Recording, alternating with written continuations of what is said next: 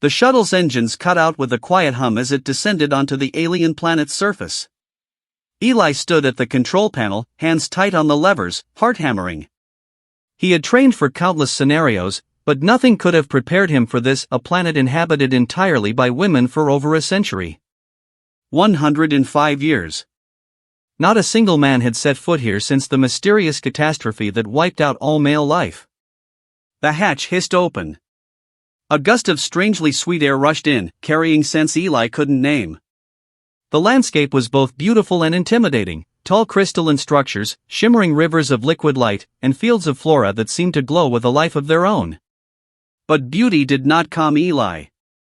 He knew the reports. These women were not just survivors, they had evolved, become stronger, fiercer, and deadly in ways humans couldn't even imagine. The moment his boots touched the ground, he felt it. Eyes, hundreds of them, watching him from every shadow, every ridge, every curve of the alien city. A low murmur spread like a wave through the crowd that had gathered near the landing pad. Eli's stomach dropped. They were angry. Not just wary or cautious. Angry. He lifted his hands slowly, trying to appear non-threatening. "I come in peace," he said, his voice trembling slightly despite his efforts. A figure stepped forward.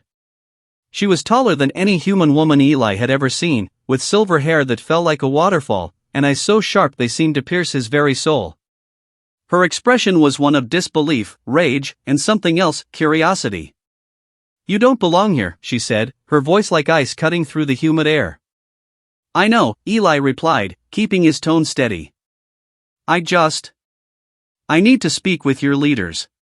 Her lips curled into a scornful smile. "Leaders? You mean the council of those who have survived without men for over 100 years? You are brave, or foolish?" The crowd shifted, whispers and hisses filling the air. Eli felt their hostility pressing down on him like a physical force. He reminded himself to breathe, to stay calm. If he panicked now, there would be no turning back. "Please," he said, bowing slightly. "I only want to understand. I need help, and I can offer knowledge in return." The silver-haired woman's eyes narrowed. Then, without warning, she signaled to the crowd. Several women stepped forward, moving with lethal grace, surrounding Eli. He could see the tension in their muscles, the readiness to strike if he made even the smallest mistake. One of them, a younger woman with green eyes and a streak of purple in her hair, spoke up. "We've survived without men. We've built this world, shaped it, thrived. Why should we let you disrupt that?" Eli swallowed hard. "I'm not here to disrupt. I only need, just one chance. To talk, to show I'm not a threat." The silver-haired woman studied him for a long, tense moment. Then, as if making a decision, she nodded slowly. "You will be taken to the council. But one wrong move, and you will regret stepping onto our planet." Every step he took toward the council hall felt heavier than the last. The building itself was a marvel, an enormous structure of interwoven crystal and metal, pulsating with a soft blue light. As Eli entered, dozens of women watched him, their eyes a mixture of fury, suspicion, and something else he couldn't quite place. The council consisted of 5 women, each emanating a presence that was almost oppressive. They were silent at first, studying him as though he were an insect under a magnifying glass. Finally, the silver-haired woman spoke. "You are the first male to set foot on this planet in 105 years. Tell us, human, why you are here." Eli took a deep breath, searching for the right words. "I come from Earth. There's been a disaster, and humanity needs allies. I was sent to find you, to understand your ways, to learn how your society survived for so long without men." One of the council members laughed, a sharp, bitter sound. "Survived? We've thrived. And now you dare to enter our world, expecting to be welcomed?" "I don't expect that," Eli said quickly. "I only hope, maybe I can help, in some way." The silver-haired woman's eyes softened just a fraction. "Help? Perhaps. But first, you must prove you are not like the others who came before you. Those who claimed friendship, and brought destruction instead." Before Eli could ask what she meant, a sudden roar echoed through the city. The ground shook slightly beneath his feet.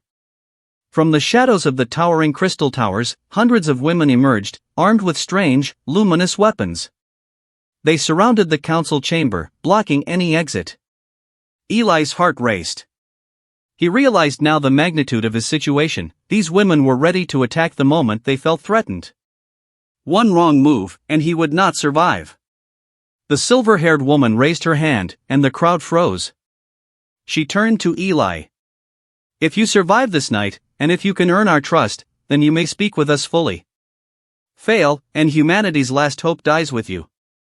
Eli nodded, understanding the gravity of her words. The test had begun.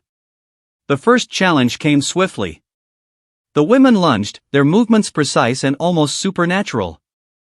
Eli dodged, barely, using every ounce of his training. But it wasn't just about fighting. They attacked his mind as well, telepathic bursts that tried to overwhelm his thoughts, to make him doubt, panic, and fail. He stumbled, fell, and almost lost hope. But then he remembered why he was here. For humanity, for survival, for the chance to bridge a gap no one else had dared to cross. Summoning all his focus, he countered their moves, deflected their attacks, and even used some of the alien technology against them. Hours passed. Exhaustion clawed at him, but he could see it in their eyes. They were impressed. The fury remained, but curiosity began to creep in. The silver-haired woman finally lowered her weapon, signaling the others to stand down. "You have survived," she said, her voice echoing in the chamber. "Few have done what you have. Perhaps, you are different." Eli struggled to his feet, panting, covered in sweat and bruises. "I only wanted to prove that humans can be trusted. That I can help." She studied him silently, then nodded. "Tomorrow, you will speak with the council fully. Tonight, you rest. But remember, trust is earned, not given. And this world will test you at every turn." As Eli lay down in a simple chamber prepared for him, he looked out at the alien city. He realized something profound. These women were not just survivors, they were the embodiment of resilience, strength, and evolution. And if he could learn from them, perhaps humanity could rise again, even in the darkest times. But deep in the shadows, a small group of women whispered among themselves. Not all were convinced. Not all wanted a man back on this planet. And Eli knew that tomorrow would bring new challenges far more dangerous than anything he had faced so far. Yet, for the first time, he felt hope. Hope that humanity could survive. Hope that understanding could bridge worlds. Hope that even after 105 years, trust and perhaps something more could bloom. And as he closed his eyes, he knew one thing for certain: his life would never be the same again.